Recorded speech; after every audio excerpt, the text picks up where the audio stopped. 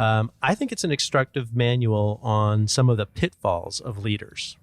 If we ignore political leanings as much as possible for just a moment, one of the things that stands out to me is the importance of leaders to identify what is signal and what is noise. And I know you were just touching on that a moment ago. If you could talk a little bit about the mechanisms for that and the impact on optimal decision-making of being able to do that, that'd be great.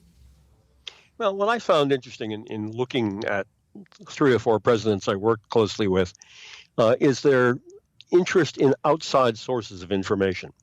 Were they just taking what we were serving up to them, which I hoped was good, or if not great information, but were they also going outside the normal channels to maintain contact with people outside the government, to step outside the bubble, as it were, and also to be able to reach experts that we hadn't talked to.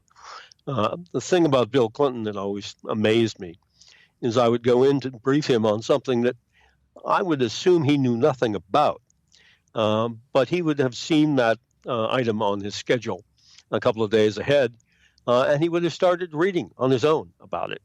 And he'd stay up until 2 and 3 in the morning sometimes reading and calling people around. And so by the time I walked in to brief him, he frequently knew more than I did.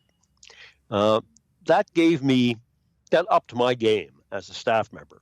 I had to work harder. I had to be better because he was doing it too. And if I were really going to add value, I needed to go the extra mile. I've met him once, and I'm astounded by the amount of information that he can keep in his head. So I know exactly what you're putting your finger on when you talk about that. There was a problem with that, though, which I learned occasionally to my great pain, which is he also never forgets.